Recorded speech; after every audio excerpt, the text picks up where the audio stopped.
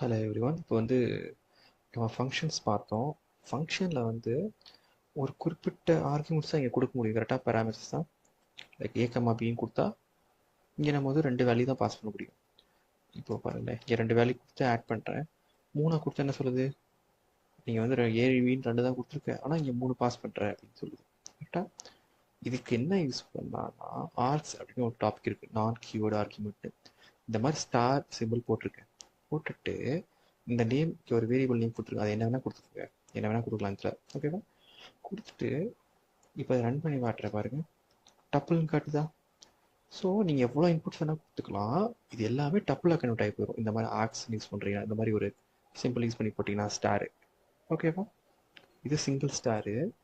Double star use பண்ணுறது கோஆக்ஸ் keyword arguments வாங்க. ஓகேவா?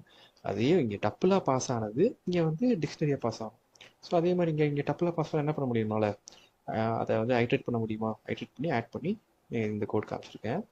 ஸோ கீவேர்டு ஆர்குமெண்ட்ஸில் டிக்ஷனரியாக பாஸ் ஆகும். ஸோ ஐட்ரேட் பண்ணி இது இந்த பிரிண்ட் மெத்தட் என்ன அப்படின்னா, இந்த நார்மலாக பண்ணுற பிரிண்ட்டை விட இந்த மாதிரி கேர்லி பிரேசஸ் போட்டு, இதே மாதிரி இங்கே ஒரு கேர்லி பிரேசஸ் போட்டிருக்கா, டாட் ஃபார்மேட்ன்ற ஒரு டெக்னிக் யூஸ் பண்ணி இந்த கீ எல்லாமே இந்த இடத்துக்கு போயிடும், இந்த வேல்யூ எல்லாமே இந்த இடத்துக்கு போயிடும். ஓகேவா? ஸோ இது பிரிண்ட் பண்ணுறதுல ஒரு ஸ்டைல் தான். ஓகேவா? இது இந்த மாதிரி பண்ணலாம். நீங்கள் நார்மலாக கம்மா போட்டு பண்ணுற மாதிரி பண்ணலாம். ஓகேவா? ஸோ அவ்வளோதான் கைஸ். ஸோ இது மென்ஷன் பண்ண நினச்சேன். அவ்வளோதான். நான் உங்களை அடுத்த வீடியோவில் பார்க்குறேன். பாய்.